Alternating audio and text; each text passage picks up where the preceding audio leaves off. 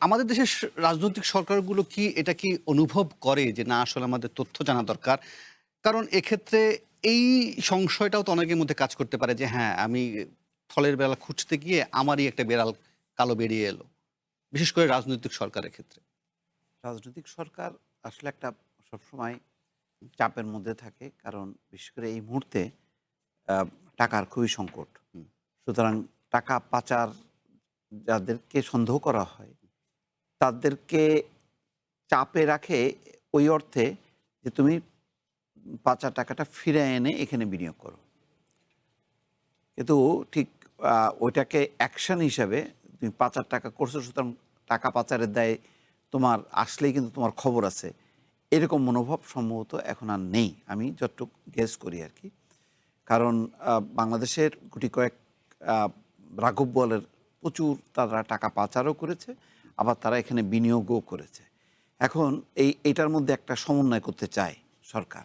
যে তুমি কতটা তুমি টাকা পাচার এনে এখানে যদি বিনিয়োগ করো, তাহলে তোমাকে ছাড় দেব। ফলে আ আমরা হয়তো মানে একসময়ের আ মানে কি বলে এক নীতিগত অবস্থান থেকে বা ৫ই আগস্টের পট পরিবর্তনের গণঅভ্যুত্থানের চেতনার আলোকে হুম, আমরা যেই অবস্থানটার কথা চিন্তা করছিলাম, আস্তে, আস্তে কিন্তু দিন শেষে সরকার কিন্তু সংকটের মধ্যেই পড়ছে। হুম, এবং বাংলাদেশের অর্থনীতিটা যেহেতু কালো টাকার উপরে নির্ভরশীল, প্রায় 70-80% সুতরাং পাচার টাকাটাকে উপেক্ষা করতে পারে না। হুম। যেটা ক্ষতি হয় সেটা হলো যে টাকা পাচার হয়েছে ঠিক আছে, সেই পাচার টাকাটা কিভাবে আনা যায়? এই ব্যাপারে হয়তো সরকার একটা উদার নীতির দিকে যাচ্ছে। আ ফলে আ আল্টিমেটলি এই সুইস ব্যাংকের এই অ্যাট মানে টাকা দেখে আমরা যেভাবে আলোচনার এটাকে গুরুত্বপূর্ণ হিসাবে হুম। ১ম পর্বেই এটা আলোচনা করছি। সরকারের কাছে কিন্তু চিন্তাটা অন্যরকম। ওকে অন্যরকম চিন্তা হলো।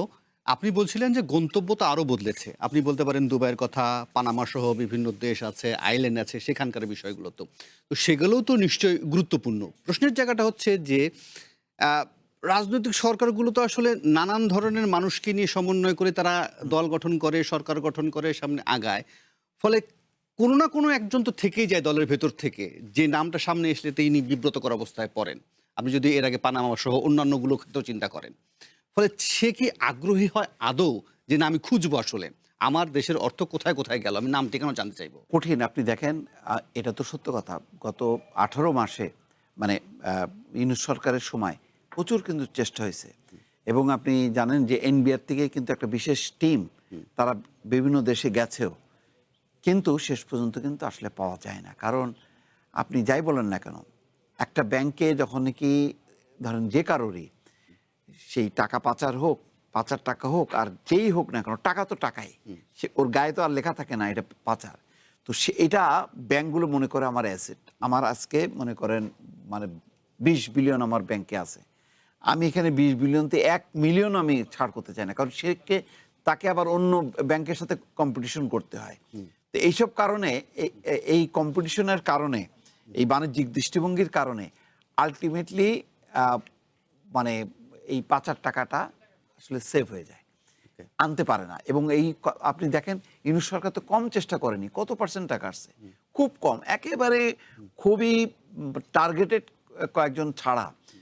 বাকিরা কিন্তু কারো কাছ থেকে আনা সম্ভব হয়নি। ওকে। বরং যেটা শেষের দিকে এখন যেটা হচ্ছে বা ইউনূস সরকারের শেষের দিকেও যেই চিন্তাটা আসছে যে যাদের হাতে বিপুল পরিমাণ টাকা আছে বিদেশে হুম, তাদেরকে একটা ছাড় দেয়া যাতে তারা সেই টাকাটা দেশে এনে বিনিয়োগটা করে তাহলে সরকার এটাকে ওভারলুক করবে। হুম। এরকম একটা পলিসির মধ্যে আসলে ওই অর্থে মানে টাকা পাচারকারীদের বিরুদ্ধে অভিযান চলবে এটা মনে করার কোনো কারণ নেই।